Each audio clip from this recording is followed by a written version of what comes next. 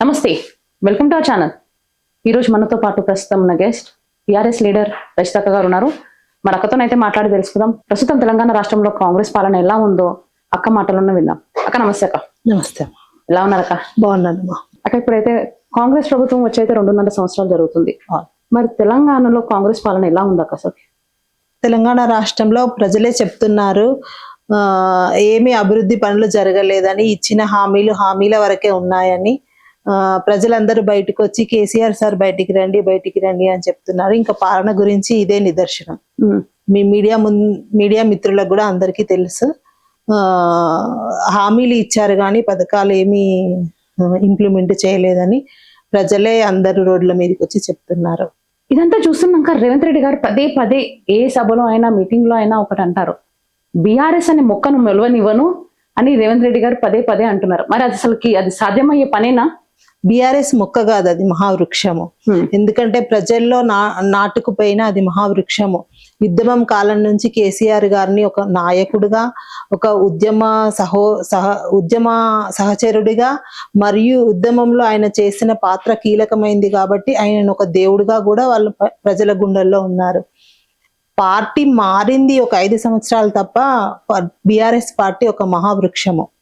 తెలంగాణకు అసలు జాతిపిత ఎవరు, ఎందుకు అక్క? అసలు తెలంగాణకు జాతిపిత కేసీఆర్ గారే. ఎందుకు అనంటే ఆయన చేసిన కార్యక్రమాలు, ఆయన తీసుకొచ్చిన తెలంగాణ రాష్ట్రం రాదు అనుకున్న ఒక తెలంగాణ రాష్ట్రాన్ని తీసుకొచ్చాడు. ఎలా తీసుకొచ్చారు? అసలు ఎంతో మంది యుద్ధమం చేశారు.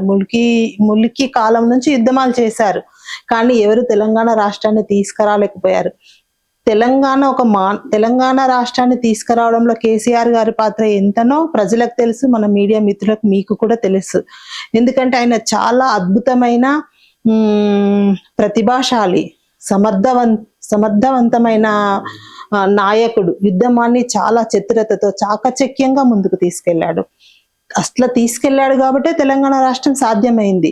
ఈరోజు తెలంగాణ రాష్ట్రము ఇంత అభివృద్ధి పదంలో ఉంది అంటే కేసీఆర్ గారు ముఖ్యమంత్రిగా ఉండి యుద్ధమం నడిపించి తెలంగాణ రాష్ట్రాన్ని తీసుకొచ్చి బంగారు తెలంగాణగా చేశారు అని అంటే, ఇంత అభివృద్ధి దేశంలోనే నెంబర్ 1 రాష్ట్రంగా ఉంది కాబట్టి మన తెలంగాణ రాష్ట్రానికి జాతిపిత అని మనం ఇవ్వదలుచుకోలేదు. ప్రజల గుండెల్లో జాతిపితగా నిలిచారు.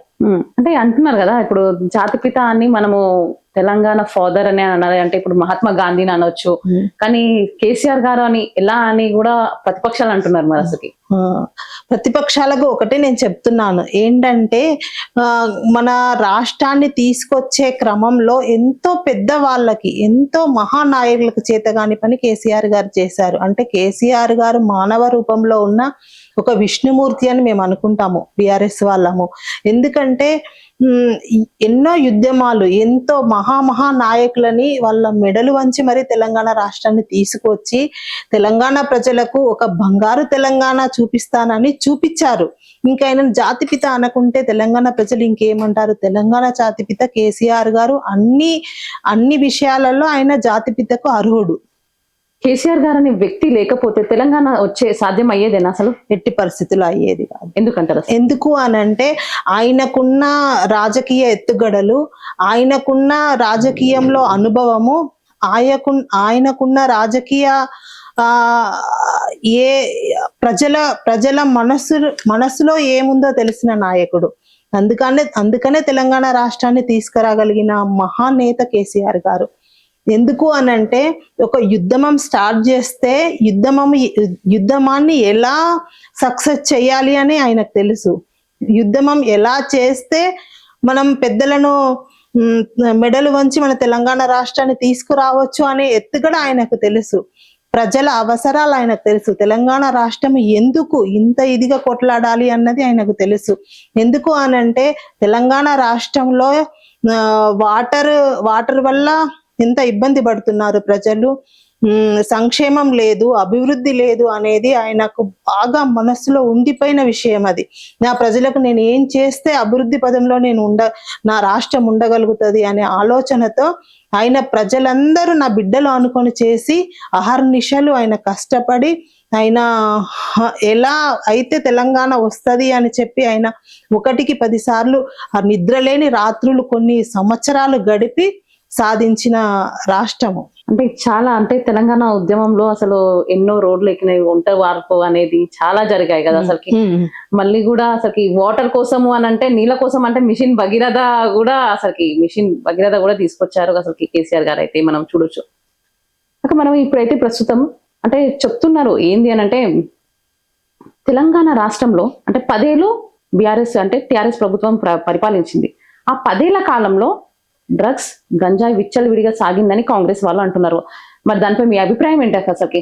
బిఆర్ఎస్ మీద వేసే ఇది ఒక మచ్చ తప్ప ఏ రాజకీయ పార్టీ ఉన్నా అది జరుగుతూనే ఉండదు. మన ప్రత్యర్థులు వేసే అదొక మచ్చ అంతే. అంటే కేసీఆర్ గారు 10 ఏళ్ల కాలంలో మొత్తము మద్యంతోనే పరిపాలించారు, మొత్తం అప్పులు కుప్ప చేశారని కూడా ప్రతిపక్ష నేతలు అంటున్నారు. మరి దాని గురించి ఏం చెప్తారు? అసలు అప్పులు ఉన్నాయన్నది నిజము, అయినా అభివృద్ధిని చూసుకోవాలి. అసలు కాంగ్రెస్ తెలంగాణ పార్టీ మన స్లోగనే అది, అభివృద్ధి సంక్షేమము అన్నది. ఎంత అభివృద్ధి జరిగింది, ఎంత సంక్షేమం జరిగింది, ప్రజలకు కాళేశ్వరం ప్రాజెక్టు ద్వారా అప్పులు తెచ్చి ఏం చేశారు, అభివృద్ధి చేశారు. ఆ అభివృద్ధి వల్ల రాష్ట్రం ఏమైంది, సస్యశ్యామలమైంది, ఎంతో అభివృద్ధి చెందింది మన రాష్ట్రము. దేశంలోనే నెంబర్ 1 రాష్ట్రంగా ఎదిగింది అని అంటే ప్రాజెక్టులు కట్టడం వల్లనే, ఇన్ఫ్రాస్ట్రక్చర్ తీసుకురావడం వల్లనే ఇదంతా జరిగింది. ఇవన్నీ ఈ అప్పులే చూస్తున్నారు కానీ అభివృద్ధిని చూస్తే బాగుండు అన్నది నా అభిప్రాయం. కేసీఆర్ గారు అంటేనే కూలేశ్వరం అని, కేసీఆర్ గారు అంటేనే కల్పితం అని, కేసీఆర్ గారు అంటేనే లిక్కర్ స్కామ్ అని చాలా విమర్శలు వినిపిస్తున్నాయి. అసలు దాని గురించి ఏం చెప్తారు ఒక్కసారి? కేసీఆర్ అంటేనే అభివృద్ధి, కేసీఆర్ అంటేనే కల్పవృక్షము, కేసీఆర్ అంటేనే సస్యశ్యామలము అనేది వాళ్ళు తెలుసుకోలేకపోతున్నారు. వాళ్లకు తెలుసు అది రాజకీయంగా అనే మాటలు తప్ప ఎన్ని వేల ఎకరాలకి కాళేశ్వరం ద్వారా వాటర్ వచ్చినాయి, ఆయన మనసులో ఎన్ని విధాల ఆలోచనలు ఉంటే ఈ కాళేశ్వరం అనే ప్రాజెక్టు ద్వారా ఇన్ని వేల ఎకరాలకు నీళ్లు తీసుకువచ్చి ఇంత సస్యశ్యామలం ఎలా చేస్తారు?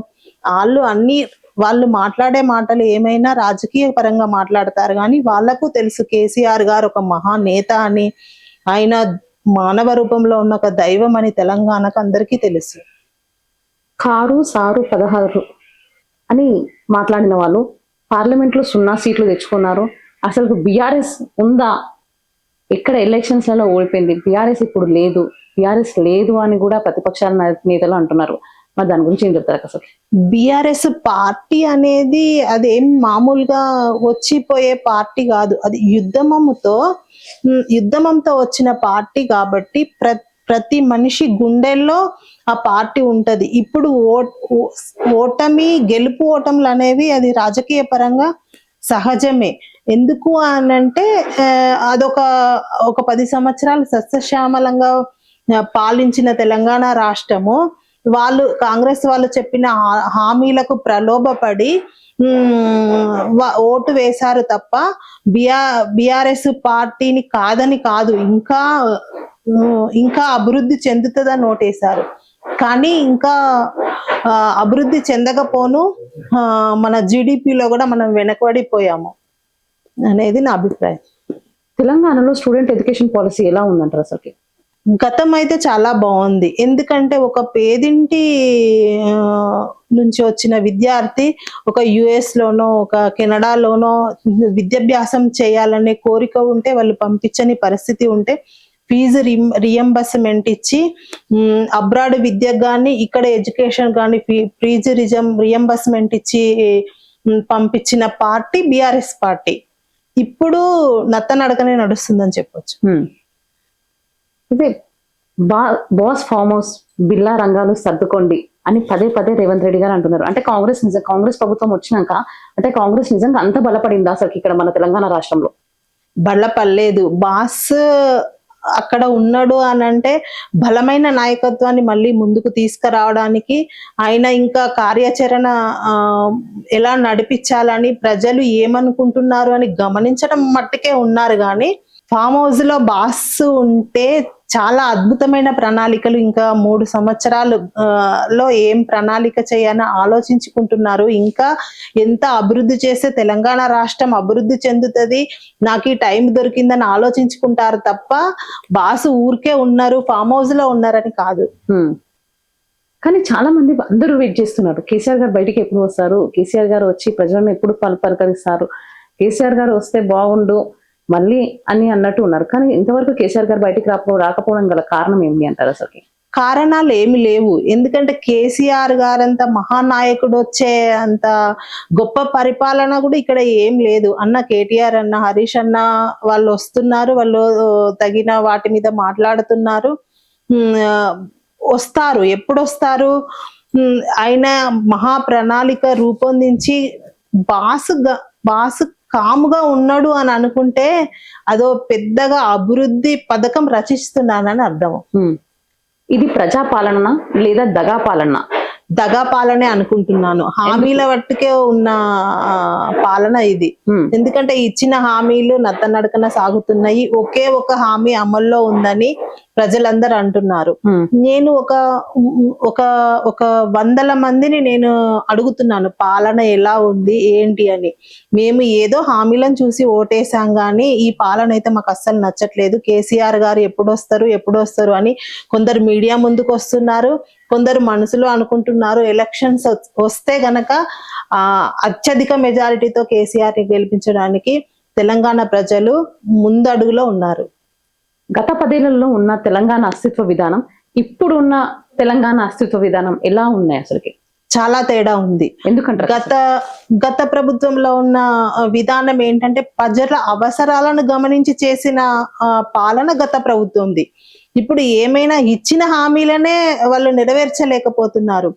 గత ప్రభుత్వము ఒక ఇంటికి ఏం అవసరము, ఒక ఇంటికి అమ్మాయి పెళ్లి చేయాలంటే ఆ ఇంటి పెద్ద ఎలా బాధపడతాడు, ఒక రైతుకు ఏం అవసరం, ఒక రైతుకు బీమా అవసరము, ఇవన్నీ షాదీ ముబారక్ కానీ, రైతు బంధు కానీ, రైతు బీమా కానీ, వృద్ధాప్య పింఛన్ కానీ, ప్రజల అవసరాలను గుర్తించి చేసిన పాలన బీఆర్ఎస్ పాలన. ఇప్పుడు ఏముంది, ఇచ్చిన హామీలనే నెరవేర్చలేకపోతున్న పాలన మన ముందున్నదని ప్రజలు గమనిస్తున్నారు. ప్రజలు కేసీఆర్ గారు ఎప్పుడు వస్తారని వేచి చూస్తున్నారు. ఇప్పుడు తెలంగాణ అంటేనే బతుకమ్మ అంటేనే తెలంగాణ. మరి గత 10 ఏళ్లలో బతుకమ్మ పండుగ ఎలా జరిగింది, ఇప్పుడు 2.5 సంవత్సరాలలో బతుకమ్మ పండుగ ఎలా జరుగుతుంది అంటే ఏం చెప్తారు అసలు? తెలంగాణ అంటే గుర్తొచ్చేదే బతుకమ్మ పండుగ. అలాంటి తెలంగాణ ఆత్మగౌరవమైన బతుకమ్మ పండుగని ఎంత బాగా సెలబ్రేట్ చేశారన్నది గత 10 సంవత్సరాలలో మనం చూసాము. ఎందుకంటే తెలంగాణ ప్రజల ఆత్మగౌరవము, తెలంగాణ ప్రజల ఆనందము, మన రాష్ట్ర పండుగనే బతుకమ్మ పండుగ మనం చేసుకున్నాము. అంత పెద్ద పండుగని మనం ఇప్పుడు కాంగ్రెస్ వచ్చిన 2 సంవత్సరాలలో మనం ఎక్కడ తెలంగాణ ప్రభుత్వం చేసినంత జోరుగా మనం ఎక్కడ చూడలేకపోయాము. ఎందుకు అనంటే దానికి అంతగా వాళ్ళు ముందుకు తీసుకెళ్ళలేకపోతున్నారన్నది నా అభిప్రాయము. తెలంగాణ సింబాలిక్ గా పిలిచే తెలంగాణ పండుగకు మనం చేసుకునే బతుకమ్మ పండుగని ప్రతి ఆడబిడ్డను గౌరవించే పండుగ. అలాంటిది కాంగ్రెస్ ప్రభుత్వము 2 సంవత్సరాల పాలనలో ఆడబిడ్డలని గౌరవించి పెద్ద ఎత్తున చేసినట్టు మనం ఎక్కడా చూడలేదు. అయితే చూడొచ్చక్క, మనకి కాంగ్రెస్ ప్రభుత్వం రాగానే తెలంగాణ తల్లి విగ్రహం అనేది తీయడం అనేది జరిగింది. అంటే ఇప్పుడు సెక్రటేరియట్ ముందు ఉన్నది తెలంగాణ తల్లి విగ్రహమా లేదా మీ హయాంలో ఉన్నారు అంటే బీఆర్ఎస్ పార్టీ ఉన్నప్పుడు అప్పుడు బీఆర్ఎస్ తల్లి విగ్రహం అంటారు? మరి ఏంటి అసలు తేడా ఏంటి అసలు?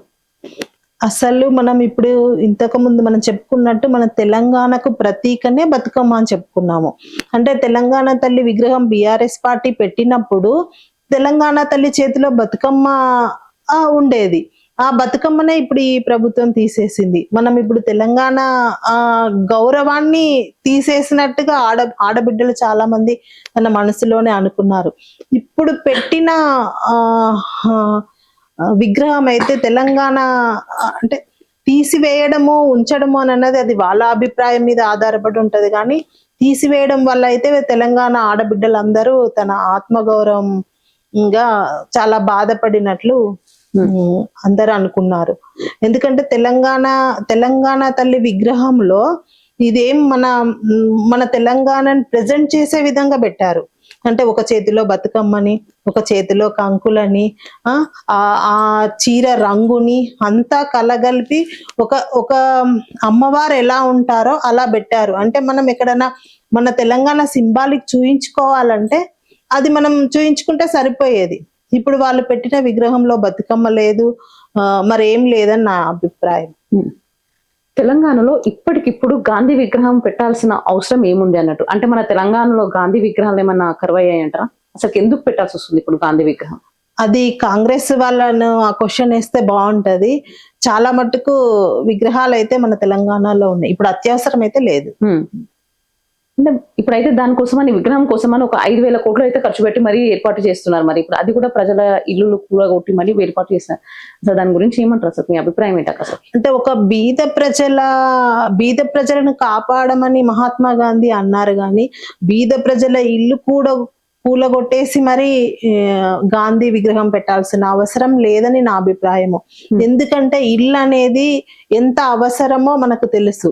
వాళ్ళు బీద వాళ్ళ ఇల్లుని మరి తీసేసి గాంధీ విగ్రహం, చాలా చోట్ల గాంధీ విగ్రహాలు తెలంగాణలో ఉన్నాయి, లేవని కాదు. ఇప్పుడు పెట్టాల్సిన అవసరం లేదు. వాళ్ళని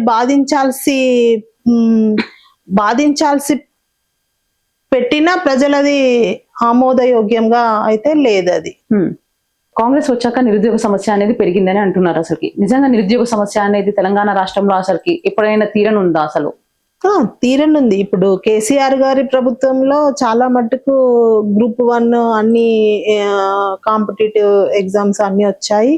చాలా నిరుద్యోగ సమస్య 75% తీరిందని అనుకుంటున్నాము. కానీ ఇప్పుడు నిరుద్యోగులకి అసలు అవకాశాలే కల్పించలేని ప్రభుత్వం కాంగ్రెస్. ప్రజలకు ఏం హామీలు ఇచ్చారు, ఏం హామీలు నెరవేర్చలేదన్న అయోమయంలో ప్రజలు పడిపోయి ఉన్నారు. నిరుద్యోగులకు బిఆర్ఎస్ చాలా మట్టుకు హెల్ప్ చేసింది. ఎందుకంటే రామారావు అన్న ఐటీ మంత్రిగా ఉన్నప్పుడు చాలా ఐటీ కంపెనీలు మన హైదరాబాద్ కు తీసుకురావడం జరిగింది. ప్రపంచంలోనే అందరికీ తెలిసింది హైదరాబాద్ లో చాలా మంచి ఐటీ కంపెనీస్ ఉన్నాయని. చాలా మన ఐటీ కంపెనీస్ ఒక హైదరాబాద్ లోనే ఏర్పాటు చేయలేదు, ప్రతి మహానగరాలలో కూడా ఏర్పాటు చేశారు. నిజామాబాద్ లో అయితే ఏంటి, కరీంనగర్ లో అయితే ఏంటి, ఎక్కడ ప్రజలు అక్కడ జాబ్ చేసుకోవాలనే ఉద్దేశంతో బిఆర్ఎస్ కాలంలో అభివృద్ధిలో ఉండే. ఇప్పుడైతే అసలు ఎక్కడ నిరుద్యోగులే ప్రతి చోట కనిపిస్తున్నారు. నిరుద్యోగ సమస్యనే కనిపిస్తున్నది. హామీలు అమలు చేయని ప్రభుత్వం అని ప్రజల్లో పేరు వచ్చేసింది. వాళ్ళే కేసీఆర్ గారు మళ్ళీ రావాలి, బంగారు తెలంగాణ వైపు మళ్ళీ ముందుకు తీసుకెళ్లాలని ఎదురు చూస్తున్నారు. నిరుద్యోగ సమస్య ఉంటే మన రాష్ట్రం ఎంత వెనుకబడిపోతుంది, మన యువత ఎంత బలహీన పడిపోతుంది అనేది కాంగ్రెస్ ప్రభుత్వం ఇంకా ఉన్న ముందు 3 సంవత్సరాలలో అయినా నిరుద్యోగ సమస్య మీద దృష్టి పెట్టాలని, నిరుద్యోగ సమస్య తీవ్రతను తగ్గించాలని నేను కోరుకుంటున్నాను. అంటే మేము విన్నంత వరకు ఏంటంటే నిరుద్యోగుల వల్లనే బీఆర్ఎస్ పార్టీ ఓడిపోయిందని కూడా మేము విన్నాం. మరి ఎంతవరకు వాస్తవంటారు అసలుకి? నిరుద్యోగుల వల్ల బిఆర్ఎస్ పార్టీ ఓడిపోయిందని మాత్రం నేను ఒప్పుకోను. ఎందుకు అని అంటే కాంగ్రెస్ వాళ్ళు ఇచ్చిన అమలు చేయని హామీల వల్ల బిఆర్ఎస్ పార్టీ ఓడిపోయింది అంతే తప్ప ఇప్పుడు బిఆర్ఎస్ పార్టీ ఎండ్ అయిన తర్వాత 10th క్లాస్ అయిపోయిన పిల్లలు ఉంటారు. ఇప్పుడు మళ్ళీ కేసీఆర్ గారు వచ్చే టైంకు అంటే మళ్ళీ జరిగే ఎన్నికల్లో వాళ్ళు ఓట్లు వేసే ఓటర్స్ గా ఉంటారు. కాబట్టి ఇప్పుడు వాళ్ళే ఆలోచించుకొని ఓట్లు వేసే పరిస్థితి ఇప్పుడు వచ్చింది. ఎందుకు అనంటే నిరుద్యోగ సమస్య ఉంటే మళ్ళీ కేసీఆర్ గారు రావాలి, సారు బయటికి రండి అని యువతనే పిలుస్తుంది. చాలా ఇప్పుడు మనం వినడానికి అనడానికి కూడా ఇది కొంచెం హాస్యాస్పదంగానే ఉంది. ఎంతమంది నిరుద్యోగులు ఇన్ని ఐటీ కంపెనీలు వచ్చాక నిరుద్యోగ సమస్య తగ్గినట్టే కదా. అది మీరు మీడియా వాళ్ళు మీరు చూస్తున్నారు, తెలంగాణ రాష్ట్రంలో ఉన్న యువత కూడా గ్రహించింది. వచ్చిన వాళ్ళు చాలా మట్టుకు ఉద్యోగాలు వచ్చిన వాళ్ళు కూడా ఉన్నారు. అంటే ఇప్పుడు చూస్తున్నాం ఏంటి అంటే తండ్రి ఉండగా కవితక్క గారు కొత్త పార్టీ పెట్టాల్సి వస్తుంది. అంటే ఇప్పుడు రేపు ఒక నెక్స్ట్ మంత్ లో అనౌన్సింగ్ అనేది ఉంది. మరి అసలు దాన్ని ఎలా చూస్తున్నారు అక్క అసలు? పార్టీ పెట్టడం అనేది ఎవరిష్టం వాళ్ళు పెట్టుకోవచ్చు. ఆ, మేము దాన్ని ఏం పెద్దగా అదేం చూస్తలేం. ఎవరైనా పెట్టుకోవచ్చు, అవకాశం ఉంది. మన రాష్ట్రంలో గాని దేశంలో గాని కొత్త పార్టీ పెట్టుకునే అవకాశం ఎవరికైనా ఉంది. కవితక్క గారు హరీష్ రావు గారికి ఎందుకు పడడం లేదు? వీళ్ళిద్దరి మధ్యలో ఉన్న ఘర్షణ గురించి కేసీఆర్ గారు ఎందుకు మాట్లాడడం లేదని కూడా అసలు చాలా వార్తలు వినిపిస్తున్నాయి. అసలు ఎందుకు అంటారు అసలు? కేసీఆర్ గారు మాట్లాడాలి, కేసీఆర్ గారు స్పందించే అంత పెద్ద విషయం కాదని నేను అనుకుంటున్నాను. ఒక బీఆర్ఎస్ కార్యకర్తగా నేను అనుకుంటున్నాను. ఎందుకు అని అంటే హరీష్ రావు గారు అయితే చాలా అభివృద్ధి పథకాలు చేశారు. ఎందుకంటే అన్న 24 గంటలు కష్టపడి కాళేశ్వరం ప్రాజెక్టు అనుకున్న సమయంలో పూర్తి చేశారు. వారు పూర్తి చేయడం వల్లనే ఇన్ని వేల ఎకరాలకి మనం సాగు నీటిని అందించాము. సాగునీటి అందింది కాబట్టే ఈ రోజు మన తెలంగాణ రాష్ట్రం సస్యశ్యామలంగా ఆకుపచ్చ వర్ణంలో మన తెలంగాణ రాష్ట్రం కనిపిస్తున్నది. ఎందుకంటే అన్న హరీష్ రావు అన్న చేసిన కష్టము తెలంగాణ కాళేశ్వరం ప్రాజెక్టు అని నేను అనుకుంటున్నాను.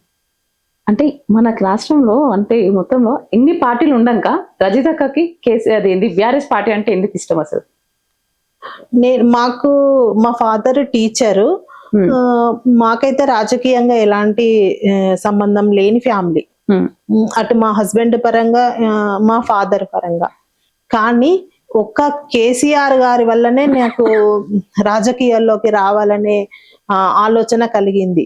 వారు చెప్పిన మాట చెప్పినట్టుగా చేయడం. తెలంగాణ రాష్ట్రాన్ని తీసుకొస్తానన్నారు, తీసుకొచ్చారు. మళ్ళీ తెలంగాణ స్లోగనే అది, నీళ్లు నిధులు నియామకాలని. అభివృద్ధి సంక్షేమం అనేది పెద్దపీట వేశారు. అంటే ఒక ఇంట్లో మన డాడీకి మన అవసరాలు ఏంటనేది మన డాడీ చూసుకుంటారు.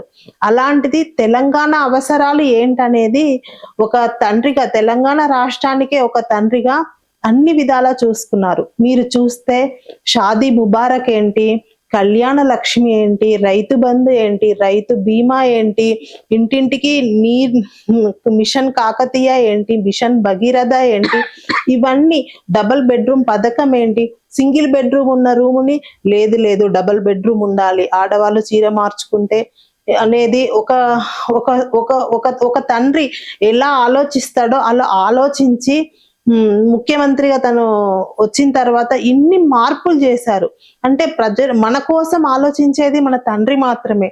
అలాంటిది ప్రతి ఇంటికి తండ్రి పాత్ర పోషించి చెప్పిన పథకాలను చేసి చూపించారు. ఇంకా ఇంత అభివృద్ధి చేసిన తర్వాత నాకు తెలంగాణ రాష్ట్ర సాధన కోసం చేసిన పోరాటాన్ని గమనించిన మేము ప్రత్యక్షంగా పరోక్షంగా మేము ఎప్పుడూ బీఆర్ఎస్ పార్టీ వెనకాలే ఉన్నాము. మేమైతేనేమి, మా కుటుంబము అయితేనేమి ప్రత్యక్షంగా ఉన్నాము, పరోక్షంగా కూడా ఉన్నాము. ఎప్పుడు మేము బీఆర్ఎస్ పార్టీనే గెలవాలని, తెలంగాణ తీసుకురావాలని కోరుకున్నాము. బీఆర్ఎస్ పార్టీ గెలవాలని కోరుకుంటున్నాము. నేను ఇప్పుడు ప్రతి ఓటర్కి నేను ఒకటే చెప్తున్నాను, ప్రతి ఇంట్లో కేసీఆర్ గారు ఉన్నారు, ప్రతి ఇంట్లో ఒక కళ్యాణ లక్ష్మి ఉంది, ప్రతి ఇంట్లో ఆసరా పింఛన్ ఉంది, ప్రతి ఇంట్లో రైతు బంధు ఉంది, రైతు బీమా ఉంది. మన రాష్ట్రము తెలంగాణ రాకముందు వచ్చిన తర్వాత ఎంత అభివృద్ధి చెందింది అనేది ప్రతి ఒక్కరు మనం ఆలోచించుకోవాలి. రాబోయే ఎన్నికల్లో మనం బీఆర్ఎస్ పార్టీకే ఓటు వేయాలి. ఇప్పుడు జరగబోతున్న ఎన్నికల్లో, ముందు జరగబోతున్న ఎన్నికల్లో కూడా మనం బీఆర్ఎస్ పార్టీకే మనం ఓటు వేయాలి. ఎందుకంటే మహాన్ నేత ఆయన. మన గురించి ఆలోచించే వాళ్ళు ఎవరుంటారు? కేసీఆర్ గారికి ఎవరైనా వ్యూహకర్తనో మీరు ఇలా చేయాలి అని చెప్పేవాళ్ళు ఎవరు ఉండరు. ఆయననే మన తెలంగాణలో ప్రతి అణువు తెలిసిన వ్యక్తి కేసీఆర్ గారు. అలాంటి మహా వ్యక్తిని మనం ఎప్పుడూ దూరం చేసుకోవద్దు. ఈ 5 ఏళ్ళు మనం ఆయనకు ఓటేయక మనం ఆయన అభివృద్ధిని మనం చాలా కోల్పోయాము. ఎందుకు అనంటే మన 10 సంవత్సరాలలో జరిగిన అభివృద్ధి ఇప్పుడు ఈ 5 సంవత్సరాలు ఇంకా అభివృద్ధిలో మనకు జరిగేది. అయినా మీరందరూ మళ్ళీ పునరాలోచించుకోండి. ప్రతి ఓటర్కి చెప్తున్నాను నేను, మీరు బీఆర్ఎస్ పార్టీనే మీరు ముందుకు తీసుకెళ్ళండి. అక్క, మీరు ఇప్పటి వరకు చేసిన సేవా కార్యక్రమం ఏంటి అసలు? నేను ఇప్పటి వరకు చాలా సేవా కార్యక్రమాలు చేశాను. అంటే ప్రజలకు ఏ అవసరమని మా ఇంటికి వచ్చినా గానీ మేము వాళ్ళ అవసరాలు తీర్చాము. బీద బీద వాళ్ళకు చాలా విధాలుగా వాళ్ళకు పిల్లల చదువులకైతేనేమి, వాళ్ళ ఇంటి అవసరాలకైతేనేమి, వాళ్ళ ఆరోగ్య పరిస్థితులకైతేనేమి మేము ఎప్పుడూ సేవ చేస్తూనే ఉన్నాము.